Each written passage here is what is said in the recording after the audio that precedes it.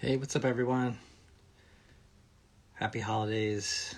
Got set up here a little early, so I figured I'd give you a shot of that. Um, Usually, what I tell people if you're watching on a replay, go ahead and skip ahead 2 or 5 minutes before we get all set up. Usually, that's the way it goes. Angel, thank you for joining, and Sarah, thank you for joining. Let's get you on here.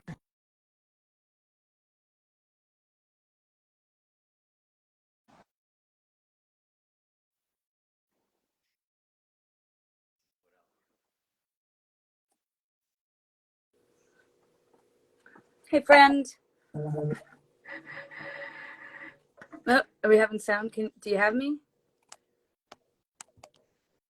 Hold on. Do you? No? No? Here? I can't hear you. Hold on. How about now? Wait, I All got right. you. Hey, long time no see, buddy. Yeah, what's up? My AirPods don't seem to be working, so That's okay. we'll go with that. Kendall Pasta, thank you for joining.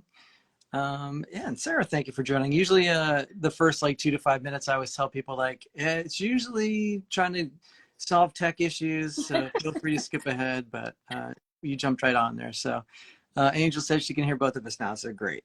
All right. Awesome. So, Cool.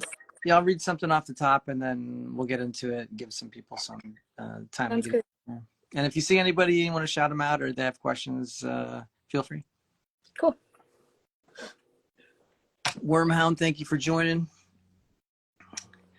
Mach 1 Registry, thank you for joining as well. If you have questions for Sarah at any point, you can drop them in the comments and we will get to them. All right, here we go. All right, hello and welcome to the Bellwether Ritual live stream where we discuss music, the local Lehigh Valley, PA and beyond scene, bands, social media, and more. Today is Tuesday, December 12th. My name is Mike and I'm the vocalist guitarist of Bellwether Ritual. Hope you had a good week. Just a little note that we're going to try to do some different live streaming things today. Well, not only today, but coming up. So we will be trying to stream our practice tomorrow. So wish us luck. Yeah. And tonight, our guest is Sarah from This Way to the Egress. Egress is equal parts vaudeville, world beat, and three-ring circus, which I love that description. They're from the Lehigh Valley, PA. They've released six albums. Yeah. Yep. And toured the States and Europe, sharing the stage with bands like the Squirrel Nut Zippers and Dresden Dolls. And yeah, we'll talk to her all about that and more. Sarah, welcome to the stream. How you doing? Hey, I'm doing good. How are you? Good. This kind of Wolf 78, thank you for joining. Okay, so usually off the top, first of all, thank you. I don't know what took, I don't know what, this is long overdue, so I'm glad you were able to finally jump on here with me, and I appreciate it. No worries. I tuned in when you had Taylor on. Yeah, yeah. And it actually really worked out because I was like swamped with who knows what then. So this is a perfect time. Very cool. All right, usually off the top, is there anything that you want to plug? I know you had some shows last weekend. Do you have anything show-wise, or I know you have some releases coming up? Yeah, we don't have anything show wise for the rest of the year. In fact, we're taking the winter to like cultivate. Yeah.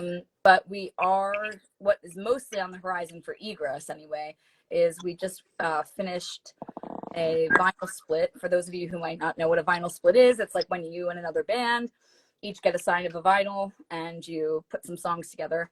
And so we did the vinyl split with American Dream Survivors, and it's getting put out on Say 10 Records, I believe this spring. So we finished up recording, a while ago, but mixing took a little bit, and we got the mixing out, and now we got the first draft of the artwork and everything. So now we're just kind of waiting for it all to get wrapped up and hopefully reemerge with it this spring. Very cool. Just the keep going on that one right quick, because I'm always like into like the process people have. Is that like a normal process for you, or how did the split come about in the first place? And then how do you tackle like, all right, we have this goal of putting out this recording or whatever? Like, do you have like a process you follow? Is it different each time? Yeah. This time around was, well, I would say since 2017, since we started working with our producer at Vibermonk, it's been we get these songs together, we go into the studio, he helps us massage them, helps us trim any fat, and then we get them down. We were on for the longest time a 2-year touring album schedule, Yeah. where we would take a year, write an album, record it, then gig it, and every 2 years, like kind of keep up that cycle. But the vinyl split came about, it was a bit different. I think his name's Adam at Say 10 Records, has a lot of his roster bands that are really similar to Egress, like in a similar wheelhouse. Mm-hmm. And he's been asking from time to time for us to get involved in what they're doing. And we've wanted to, but we just didn't really, you get busy, you get booked up, and then you try to not be overextended, right? So the stars aligned, and he proposed a vinyl split, but we still did do it with our producer. So we did all the recording in Brooklyn or Queens, Brooklyn, with Dan at Vibermonk. But this process was a little bit different because we didn't have a lot of time, and these songs were basically written in the studio, which is not typical for us. Like normally we like have rehearsal, we play them over and over again until everybody wants to like never hear them again. And then we go into the studio and then rewrite them there anyway. But this time we kind of just all went in with some loose parts, and then Dan really just helped us kind of put them together. And then we brought in some local to Brooklyn horn players that really like polished it up. And yeah, and that's pretty much how it went. We didn't really do much of this recording live. And for those of you who might not know, live is like when we're all sitting either in isolation booths or in the same room, recording at once. This was kind of like track by track by track, because we didn't have a lot of time. We needed to make sure the time we did put in was accurate and everything was getting laid down correct the first time. So, but it was fun. It was exciting. There's 5 new songs. They have a pretty, like quite a few of them have the quintessential Egress, like Madcap Carney Ride sound. But then there's some ones that have a little more substance, I would say, to them, just lyrically and emotionally. Cool. Just really quick, want to say thanks to Jacqueline and Jocelyn and Karen for joining. Hey, Jocelyn. Hey. Of course, if you have questions for Sarah at any point, you can drop in the comments and we'll read them off. So talk a little bit about that, because it sounds like it was like a pretty different experience. Do you prefer one over the other, as far as, because we always have this kind of back and forth too, because there's obviously advantages to both, but like the writing in the studio for one, but then also recording track by track instead of together. Yeah, so for Egress specifically, as opposed to other projects, I prefer it as like how we did Retrospectiva. Our last album was the core for any song. So like typically keys, drums, accordion, or keys, drums, tuba, or accordion, drums, tuba, and then we lay down the foundation, and then we would bring in the remaining musicians like Jack on guitar, whoever didn't lay down, and then take a separate day to do vocals. I prefer it like that at least, or live, because Egress feels a lot more organic to me, However, as we've had these talks, like a million of these talks, over like bloodshot eyes and staring at a computer screen. But it's really hard to get several musicians on the same page. So while I prefer the organic live experience, I think it makes it more cohesive to do less of it live, so that we can kind of dissect everyone's parts. Because there's always like, I would say among most creatives, like, people who like to express more and people who like less is more and all this stuff. So it's kind of just like massaging it until we find that middle ground. And that's where I recommend getting a really good producer, because that's what they're there for. It's like the final vote. It's the tiebreaker. And it, they're not as emotionally attached to the songs, and they didn't write the parts, so they're not attached to the parts either. So I really think that it's good to have that non-biased input, to kind of keep everything in check and nothing to sound like too much of one person. Yes, these are all the struggles. I feel like there's and one person, I love how like one person can come into the situation and like completely not changes everything, but of course that chemistry is felt throughout for sure. I always prefer trying to track as much live as we can too, but like there's so many upsides now too, especially like you're talking about sharing tracks and using technology for as much as you can. But then I always feel like what I'm paying attention to is like an electronic click instead of like the groove of the song. And I don't know, it's been like a bouncing act for sure. So Yeah, it's hard, so I on and off for the last few years I've been working on solo stuff, and now I've like really kind of started to knuckle down and have decided like I'm going to put this out.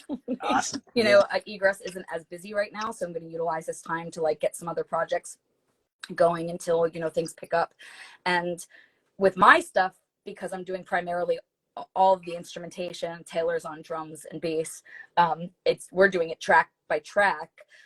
But my end goal is actually to get the whole album done my way and then crowd fund for the opportunity to take it to Dan, our producer, awesome. and have him dismantle as much of it as he can and put it back together so it's something that's created like only because those people got together at that picture in time. So that's like, what is it? Not pre-roll, my goodness. Pre-production. Yeah.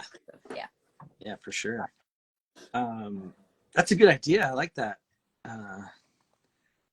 Are you always kind of thinking like in the back of your mind, like, all right, how can we either, I know you are really up on like understanding like the marketing and promoting and the actual business side of things too. Like, is that something that's just second nature now too, or? I'm sorry. Hold on. What's up? No, I'll get her later. Sorry.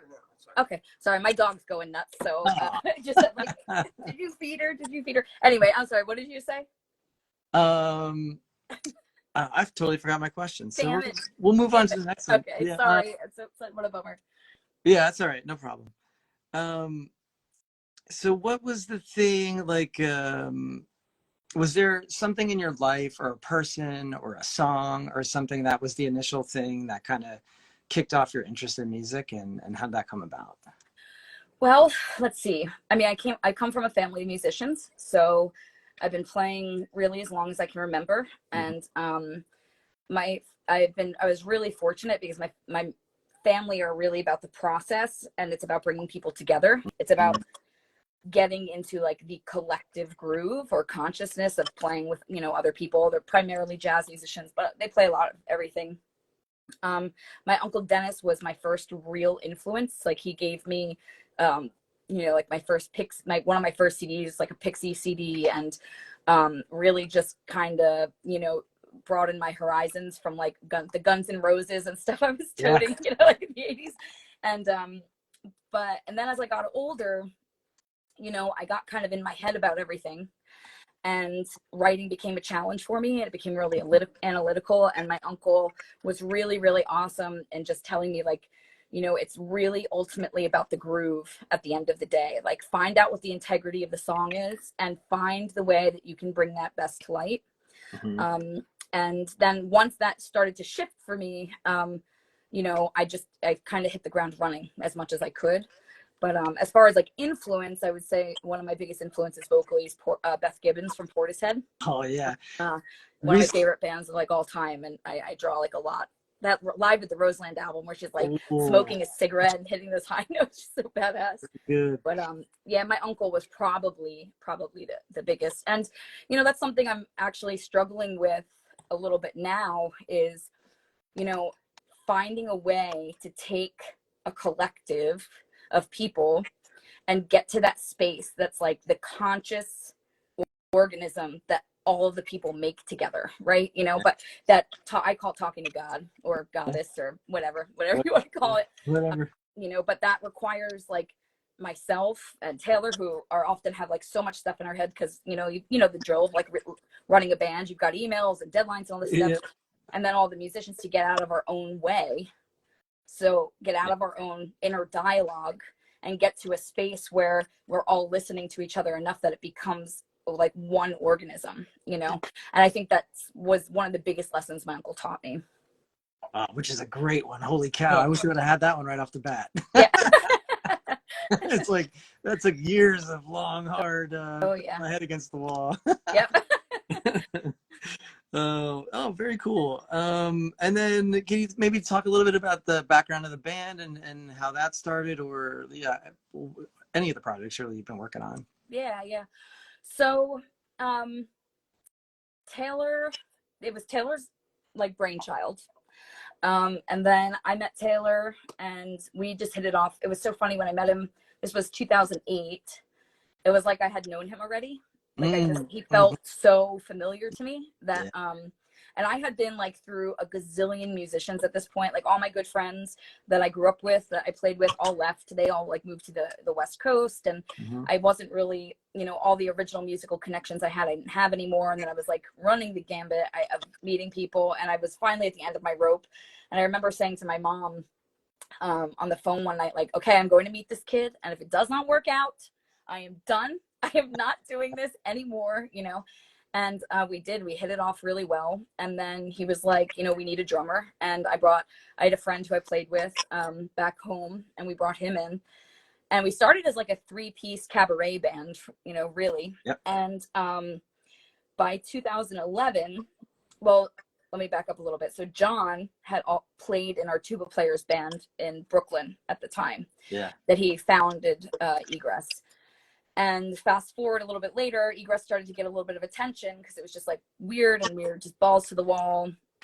And Tooby-Doo, our tuba player, you know, I don't know if he called or showed up one day, but he was like, you know, I play tuba and I am your new bassist. So he got his tuba, and I bought a car, and you know, has been making the trek from Brooklyn since 2000, steadily since 2010, 11. And then Jacqueline, our guitar player, she was referred to us by a friend. We were recording our first album, and a mutual friend said, hey, I know, you know, this guitar player plays like mandolin and all this stuff. So we brought her in, and she laid down some tracks on our first album. And it was a little like she started to come around playing certain shows and everything. And then I would say around 2012 is when we like really kind of solidified that 4-piece, like when we all were just there for every show.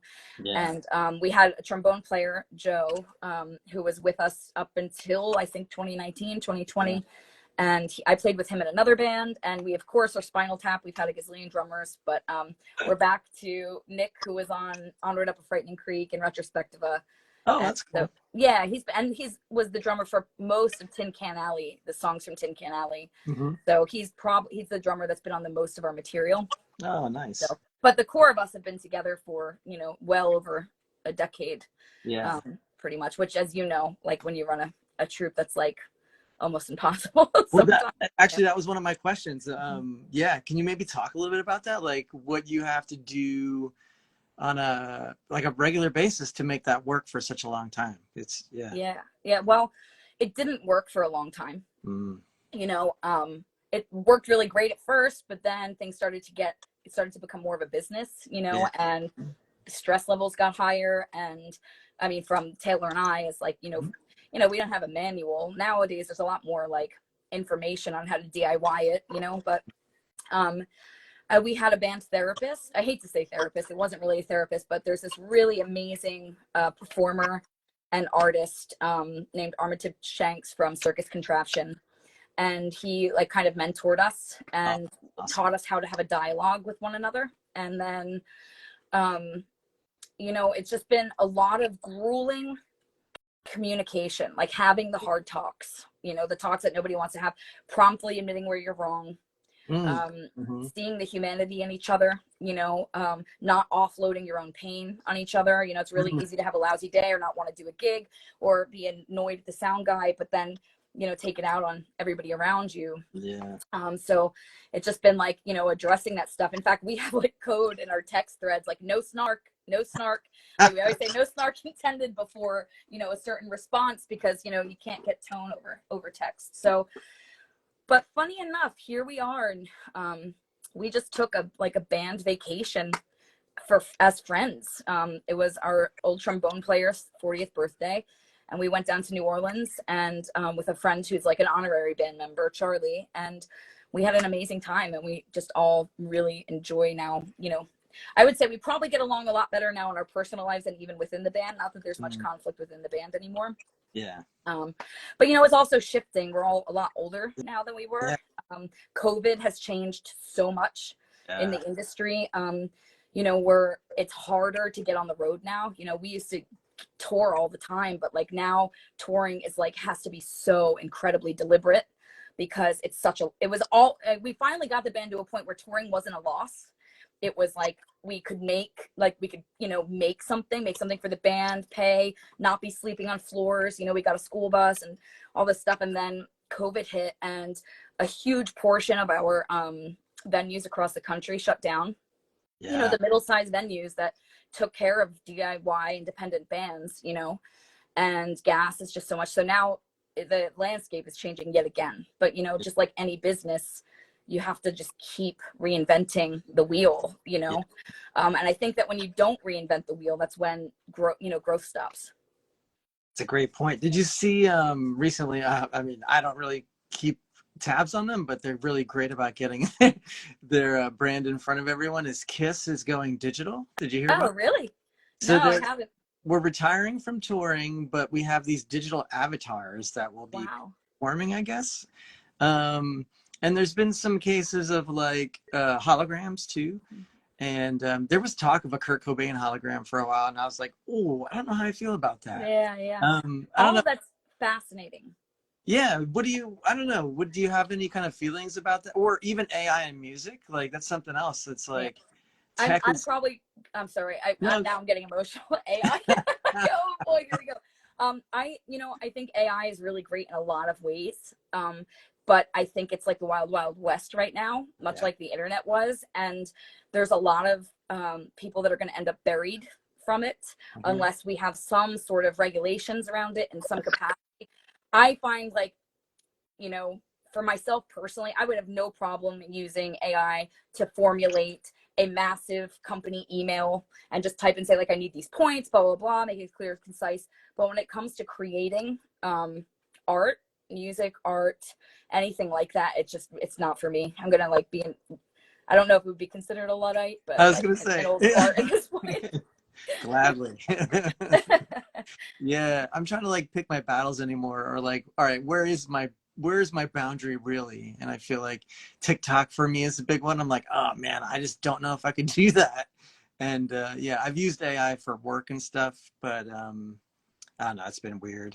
And two, I feel like a lot of times, like you do a lot of graphics too, and a lot of times it's you are making art and then you're trying to like downsample it or make it look shittier or like rough it up and like try to bring that organic part back to it. It's just one of those struggles. Yeah, it's interesting because this is like a little bit removed from the AI conversation, but like since COVID has changed the landscape for us, online is literally like what has kept the band going. Over the entire pandemic, we were living off our royalties and our Patreon. And we've had our Patreon going since 2018, and we've released something every month. And some of it's been, that's where we test drive our new songs. It's been an outlet for doing other creative projects. Like Taylor's done metal versions of our songs. Like, we've done country versions of some of our songs. We've done some stuff that's been released, to the public. And, it's challenging to think that, like, so for instance, like graphics or something, I love making our flyers. I love it. Half the time I don't have time for it. Half the time it is nothing but a stress for me. And I'm like, bitter and, until I get it out. And then I like look back, I'm like, that's one hot flyer, man. And if that show was only a live show and not a live stream, it would have been awesome, Yeah. But, no, it'll be interesting to see. I don't like to shit on changes. I feel like when we start shitting on how change and growth happens in our culture, you get old, And, so I really, don't want to do that. However, I think it's a pendulum, and I'm hoping it will come back around. I think it is coming back around for handmade makers, for people who don't want, generic things that you can just, buy on Amazon, or, music that is, that's like made by humans, that's organic. I'm hoping that will continue to carve out its note, because like the streaming, I'm like about to go like complete activist on this streaming stuff, because that's how we got through the pandemic. Our royalties and our Patreon are like the only way the band has been surviving at this point. And now and half of our we make a pretty decent amount from a lot of our streams on Spotify, but half of them don't really get a lot. They're not as popular songs. But knowing that now we won't get a pay of that if it doesn't reach 1,000 streams a year, a song, we don't see any, if it's 999, we don't see any of that percentage. It goes into the kitty for major artists, which I understand they're probably getting, raked over the coals too, because by the time an artist is on tour, the label, the producer, all of these things, PR, they've all had their hands out. Yeah. So I don't even necessarily think it's the famous artist's problem. I think it's an industry problem. And I think it's a discussion we need to have, because a lot of our friends are really anti-Spotify, anti-streaming, but like majority of our fans buy our merch and then they stream our music. And the fact that they purchase our merch but then stream us, they are continuously feeding the machine, as opposed to going to a show, buying our record once, and then listening to it at home over and over and over again for that $20 they spent on it. So I don't know, it's a fine line. It's a hard conversation. Yeah, but great points on great ways to support the bands that you love, and I'm glad that you got a lot of that kind of income stream, like multiple income stream things really figured out, which is great. I was thinking like you had, I don't want to get to the Apothecarium stuff too. Okay. But the one thing, like I don't remember who said this, but man, did it really strike a chord with me. It's like, why the fuck do we make all these programs and have all this technology to do the art and music part of things instead of like making our lives easier so that we could focus on that kind of stuff? Like, what's going on here? I don't really understand what the point, like, what are you getting at with the whole AI thing? It's just confusing. Yeah. Well, this is where I guess maybe I am a little old fashioned. I just feel like anything worth anything is worth the work it takes. There you go. It's like, not that I judge people who have a microwave, but like, I don't have a microwave in our house because I'm like, I don't either. I want to like connect with the food I'm eating before I eat it, because you know what? It was grown by someone. It was harvested by someone. It was driven across this country. But all of those people are hustling to make a living for their families. Like, to just skip over that, I feel like skips over a huge part of our humanity. And like, really, I think that's some of the reason why we're so disconnected nowadays as a culture. Absolutely. I say a prayer to my food, like directly to it all the time, like saying thank you and all that stuff. I'm glad to hear that that's something you do too. I just really quickly want to catch up because we missed a whole bunch of people. So sorry. Sure. Albany Beard Guy, thank you for joining. Angel says that's cool. I can't even remember what you're talking about. It was a while ago. Morel Gendario, I'm going to mispronounce all your names, so apologies in advance. Thank you for joining. Jesse Tom Leahy, thank you. That's my cousin. Oh, cool. He plays Sousa with us occasionally. Oh, yeah. Like a local musician. That's cool.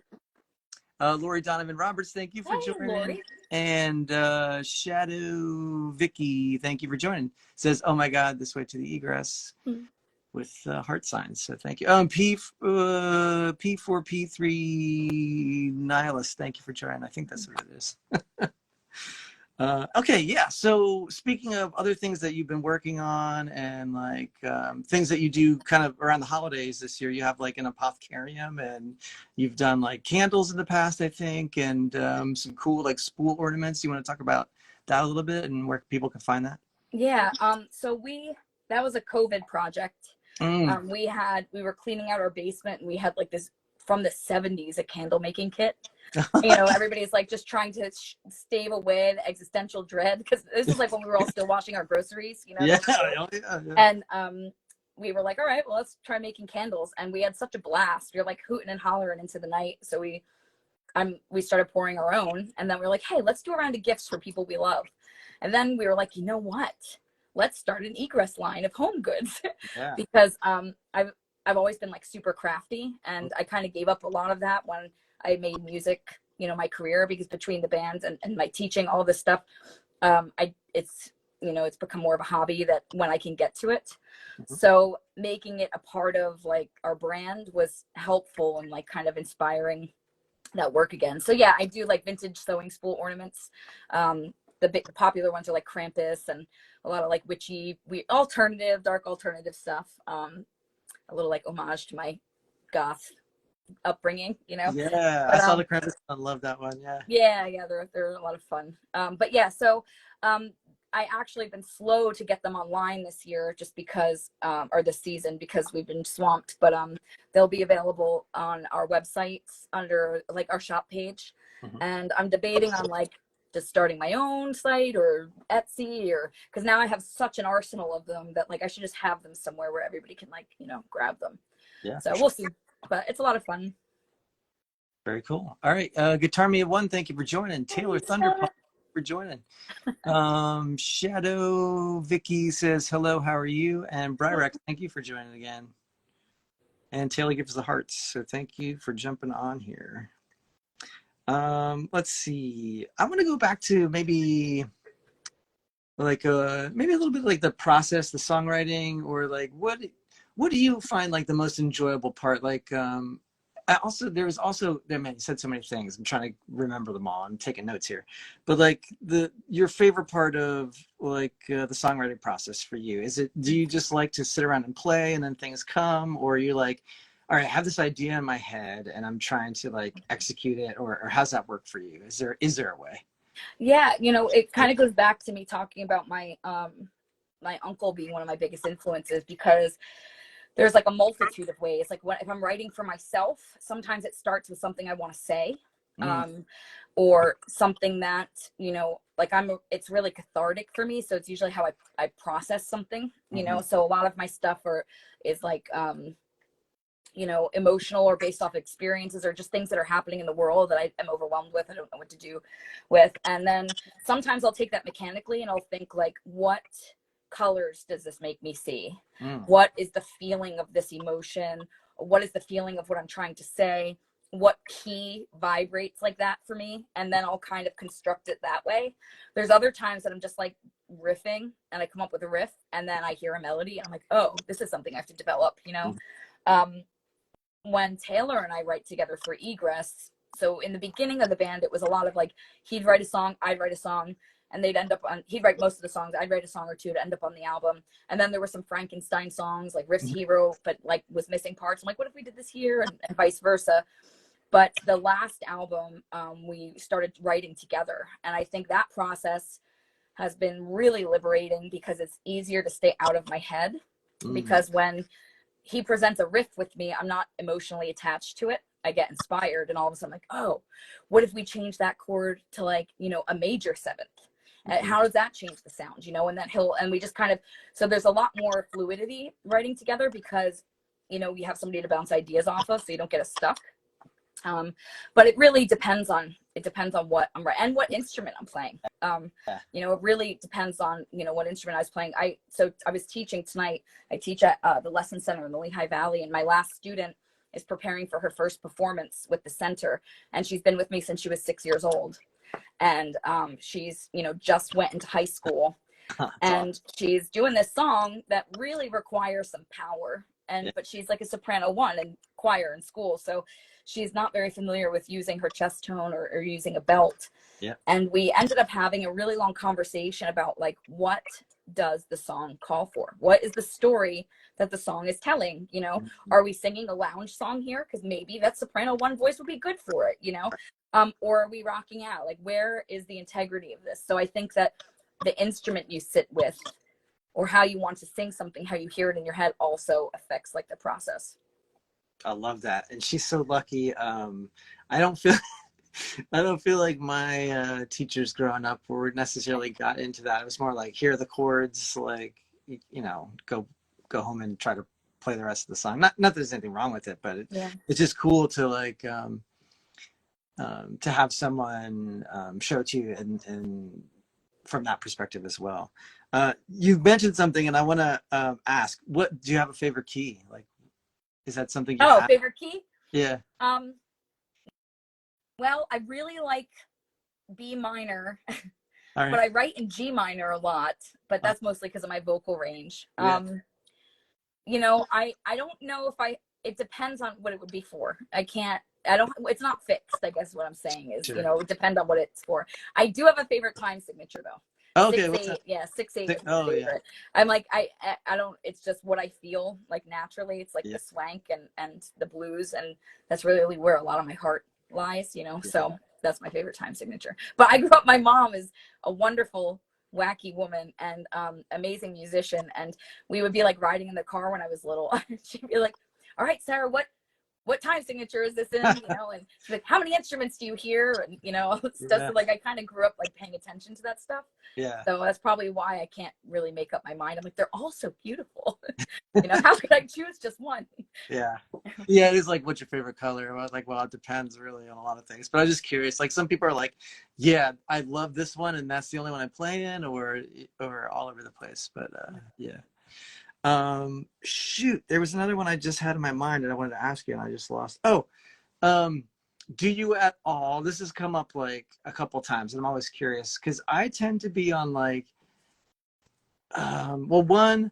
You brought up a great point about listening before too. And sometimes I will be like, I'm not sure how I feel, like just say it's a riff or something. I'm not sure how I feel about it right now, but let me sit with it a little bit, because sometimes I'm like dumb at first and don't get it.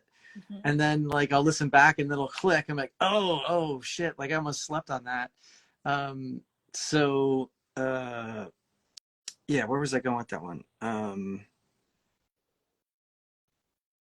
Oh, damn it. I just lost it again. I'm sorry. That's okay. Well, you know what, though? That brings up a really interesting point. So, God, who was it? Was it Tom Waits, Leonard Cohen, Nick Cave? I can't remember. Their quotes all like blend together for me. Or maybe it was David Lynch, who talks about like anything that you create already exists in the pool of consciousness. Mm-hmm. Like you're literally just trying to tap into it. Yeah. And I think when you look at it that way, you don't have to be concerned about things like, has this been written before? Because if it's coming from an authentic place, if you're not imitating something, but you're delivering it from yourself, and it has a different story, it has a different feel, it has a different emotion, you're just borrowing that from the collective and that's what it's like there for. I think that it's hard to have these conversations with a lot of musicians, because I feel like to be a musician, to an extent, you have to be a bit self-absorbed, because you have to be, consumed by your art, Yeah. And when you're hustling just to make a living doing it, it becomes even more intense. Like the whole relationship changes. But really, like, I think if you take that approach to writing or to playing with anyone, then it's a lot more fulfilling and a lot less daunting, because those moments that you have with it are more authentic and less in the head and more in, where you feel it, Yeah, it's weird. Like similar, like with learning theory and all that stuff. It's like, okay, learn it, know it, but then kind of throw it away. Not totally throw it away, but like first step is usually like, all right, just forget about it and kind of go from the heart. And then you can always apply that back on top if you need to like straighten things out or whatever. But yeah, it's always kind of weird because I feel like there's not just two camps, but there's like the technical people and then like the from the gut kind of people too. So yeah, it's hard. I feel like I'm a pretty decent marriage of those two, because my theory knowledge far outweighs my ability on everything I play. Mm-hmm. But everything I play is far more from like the gut, Yes. I'm also a total theory nerd. I love it. I love when I get students who are into it. I just will geek out over it. But I only use it in certain aspects of my musical, Mm-hmm. life. I use it obviously when I'm teaching, I use it when I'm writing, I use it when I'm improvising to an extent. But beyond, like sometimes I use that just for flavor. They're just like extra spices to have, like you're cooking with something else, like saying like, yeah, I'm not getting this tension. I'm missing a tension. There needs to be something here. Like, where is the movement going? Oh, well, if I throw that leading tone in, then maybe, so I think that there's definitely a place for it, but you're absolutely right. It's like you have to learn all of the rules so that you can then break them. Yeah. Can you talk, because this is something I love doing too, and it's sometimes it doesn't get lost on people, but it's a lot of it's about the contrast. So like you can't have dark without light or whatever, but like building that like that's something you're like writing in there, right? So like, all right, this needs to be like more tense so that when it gets to this part, it can be more of a release for that. Can you just maybe talk a little bit about that? Yeah. So it's interesting because, so like, if you look at every tone in the scale as a color or as a spice, they all have their purpose and they all have their number within the scale. And some of them, their purpose is solely to create tension. So like when you have your just straight up major or minor chords, there's no movement there. I know that to a lot of people who don't know music theory, I'm going to try to not get too nerdy on this, just so that go full nerd, feel free. Yeah. But like our major and minor, actually right here, our major and minor chords there's not much room around them. But then when we start throwing in our sevenths, flat fives, sharp fives, sus chords, you know, all of a sudden it's like we're playing, it's not as linear, you know, all of a sudden we're creating textures, we're creating flavors and depth that makes it feel a little less stiff, like in my opinion, you know. So like a lot of early Egress stuff uses a 1-4-5 in harmonic minors, you know, and which I love, you know, and they're great for dancing. People can feel them, you can anticipate them. So it doesn't have to be sophisticated, you know. The listener doesn't have to be musically sophisticated. It's great for dancing. It's great for anticipating because it feels safe. But when you start to venture into things like jazz, you start to add all these tensions and different chord qualities using different scale qualities by your modes. All of a sudden it becomes a little more sophisticated, but it creates a different range of feeling or tonality, you know, or depth. So like lately I've been playing with a lot of major sevenths, which have like a lot more of an angelic sound than like the dominant sevenths, which, you know, has been a huge part of like a lot of the trad jazz and Egress stuff that I like. But you know, just using, and then like, so I'm doing a rags album, an album of like rags that I'm writing on the piano. Very cool. And those are great because now I'm like really working my diminished chords. So like the diminished chords help you turn around, bring you back to with the root. You know, it gets sour from it, the ear wants to hear you land. So you're like, it's kind of fun because you're kind of guiding the listener on your journey. You know, they're not even necessarily sure where it's going to go.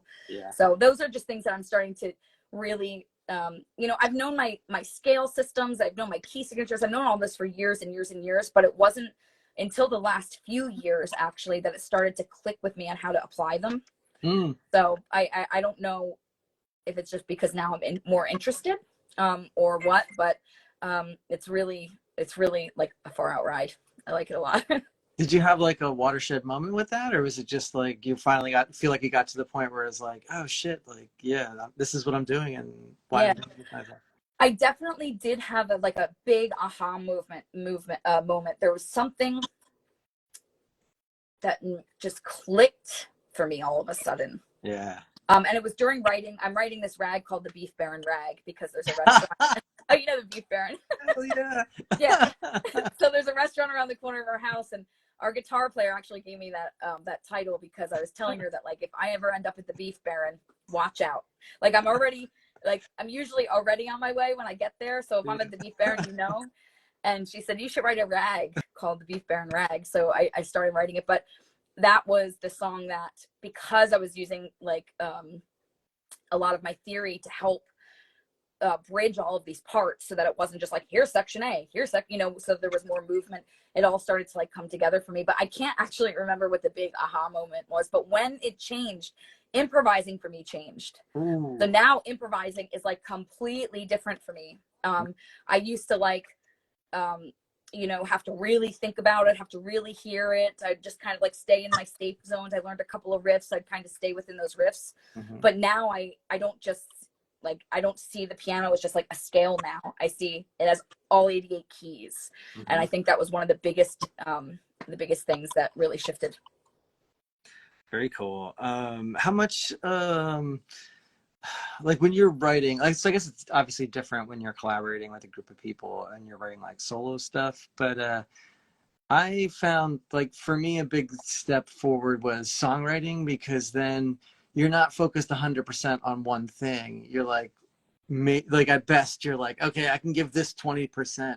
And then it's like, oh, I'd like, and then you learn how to like kind of weave them all together from one perspective. And it's like, oh, okay. Now I realize like you don't like you have to play what the song calls for, obviously, or whatever.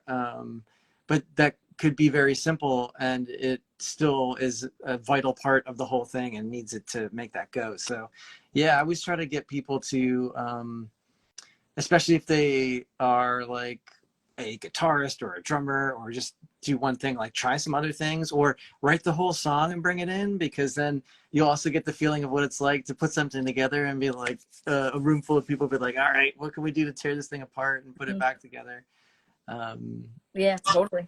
Yeah, can you maybe talk about that a little bit? Do you ever get like nervous about like presenting an idea or a part for either like you don't think they'll kind of dig it for the band, or like they might want to change it but you really like it? Is there yeah, can you talk about that? So I'm going to answer the second part of that first. So Sure. there has been a multitude of things that I have not wanted to change in the band and songs that other people have felt differently, that I've just instantly said, okay, we won't do it. Yeah.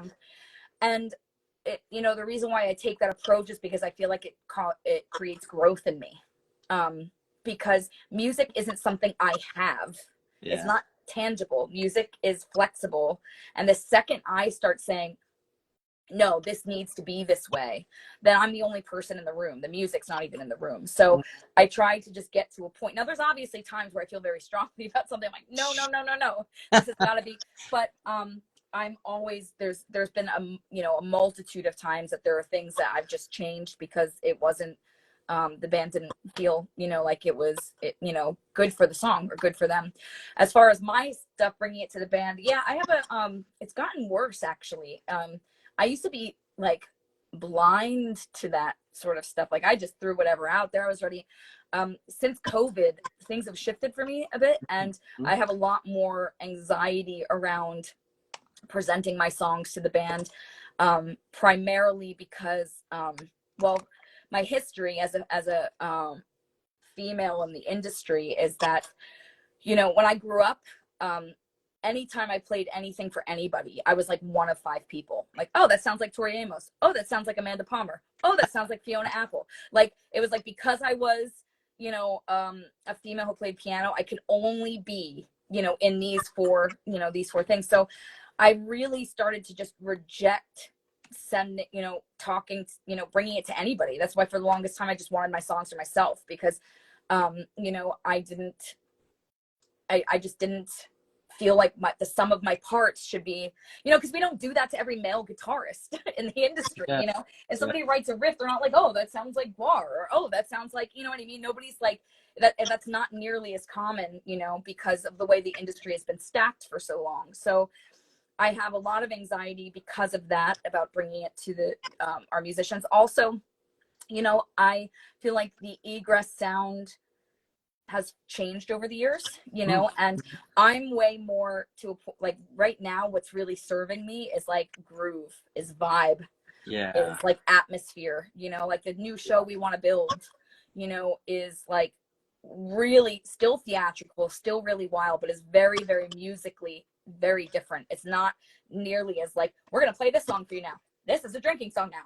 This is we're really starting to like create depth, but I think that causes a little bit of anxiety in everybody, because some ideas fly and some don't, and so yeah, it's definitely hard, but like listen to all that thinking, and that takes away for me when I quiet myself enough to think about it. That takes away the purpose.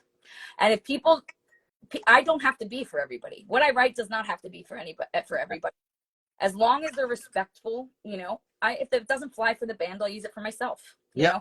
And at the end of the day, if I'm uncertain, I'll call up our producer because that is why I love him, because I value his input and his taste and his experience, and when I need a set of ears because the voices are really loud and I can't hear, I can rely on him, Yeah, very cool.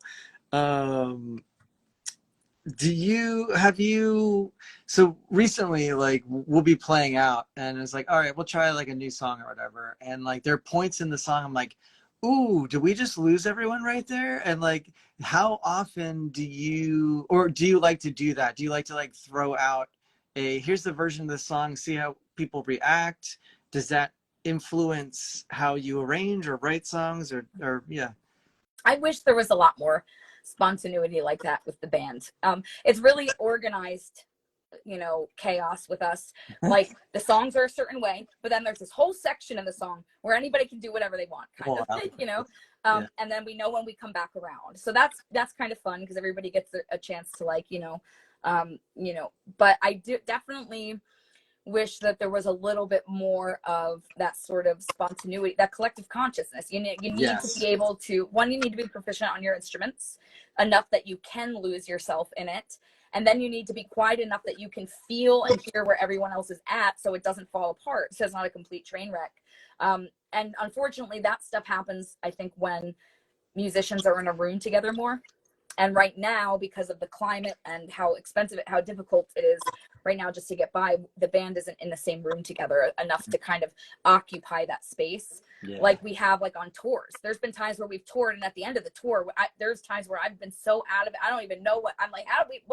What did we just play? You know, like you're driving somewhere and you show up and you're like, I don't even remember how I got here. What just happened? Yeah. You know, there's times like that, because when you're touring, you're playing together every day. You're on the road together every day. You're all like occupying the same space, and it's easier to anticipate. Mm-hmm. Is that something is touring like part of that, something you enjoy? It's like a necessary evil? I really love it. I miss it. I really wish we were able to do more of it right now. It's a challenge because as a DIY band, you know, I have not been the best co-leader in regards to our touring, because, you know, touring is already hard enough, but when you also have to be online first thing in the morning to promote the show you're going to that night, answering questions to all the emails that you're getting for people who didn't go to your website to get the information, who know you person, who want to, you know, but then also advancing the show, making sure the band is fed, making sure that the band is gassed, making sure we have our hotel rooms that night, because when you leave a venue at 2 a.m.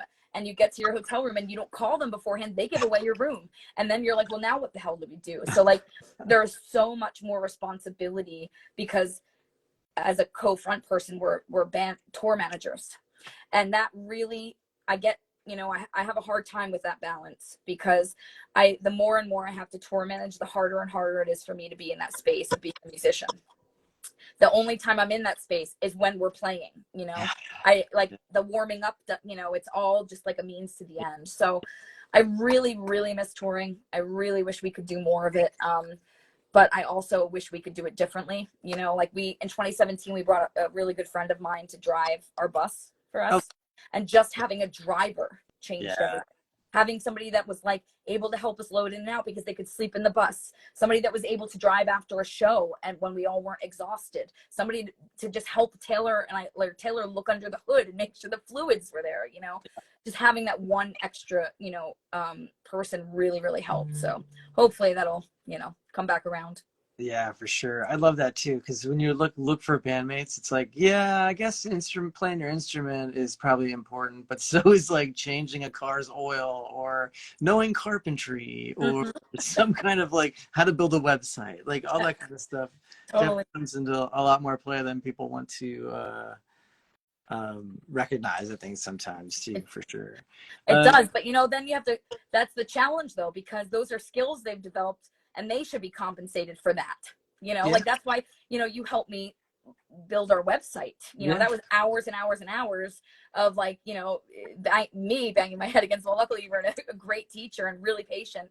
But that was because, you know, first of all, I wanted to be able to manage and keep up with what we're doing, but that was because, you know, I couldn't afford to hire somebody to do our website every time we needed it. And, you know, if we can't afford somebody else to do it, then we need to make sure we pay our band members, you know, and if we can't afford to pay our band members to do that extra stuff, then they're not doing it. You know, Taylor and I are doing it because that's like the business, you know, the owner's job. Yeah. I'm going to go back to, we have maybe like 7 or so minutes. I want to talk a little bit about female musicians, because you had touched on that before, and that's come up a bunch of times on the live stream, actually. From my perspective, I feel like there are a lot more, I guess I should say in the Valley, but I see a lot more women in bands, and not just in like leadership roles too. Can you maybe talk a little bit about, I don't know if you agree with that, first of all, and then from there, like, what do you think? Was there something that kind of changed that a little bit? Do you think it's always been the way it has been? I'm just curious, because to me, it feels like there are a lot more. Well, I think the fact that I think the internet helped, because there's a lot more independent DIY musicians. We're not as reliant on these big industry, you know, labels and managers and stuff, allowing us to create music, you know, or not allowing us to create music the way we want and not fulfill some sort of, you know, ideal of what they think, you know, a female musician should be. So I think that that's been really helpful, because it's like kind of the power has kind of balanced a little bit. Like we can own what we do, we can curate what we do.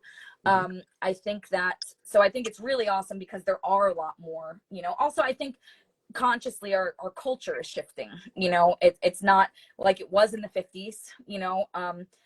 But it's also, you know, it's also a challenge because the microaggressions are really hard and subtle, and they run deep. So I'll make this story really short.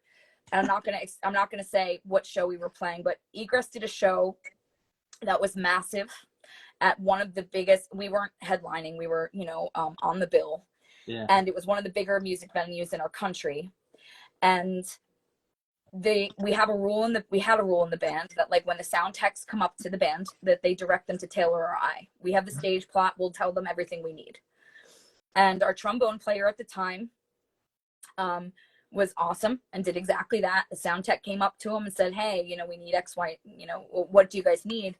And I walked over and he was like, oh, this is the person you want to talk to.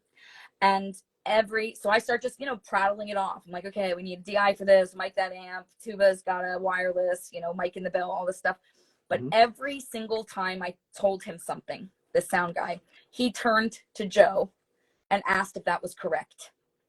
And Joe, I love, he's a phenomenal musician, an amazing human, but he plays the trombone. There's a mic set up for him.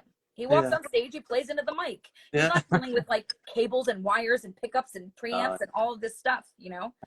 But like those sort of microaggressions make it incredibly challenging to show up and be in the space that you need to be in to, you know, play and perform. When you have, and that's not just in that, you know, there have been members who are no longer in this band, you know, that did not like hearing suggestions from me, you know, as opposed, no problem from Taylor, but for me, you know, it was a different story, you know. And I think that was just because of, you know, maybe their upbringing, I don't know. But so I think that while things have shifted in an amazing way, and I feel like females and female identifying artists have a lot more space and control over our art and music.